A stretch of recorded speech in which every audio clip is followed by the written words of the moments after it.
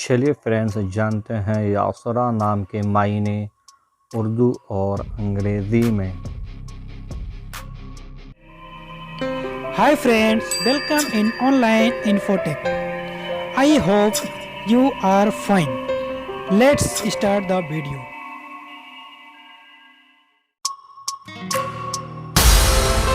यासरा इस नाम का शुमार लड़कियों के नामों में होता है। ये नाम 5 हुर्फ और एक लफ्ज़ पर मुश्तमल है। इस नाम का असल ताल्लुक़ अरबी ज़बान से है। इस नाम का मज़हब इस्लाम है।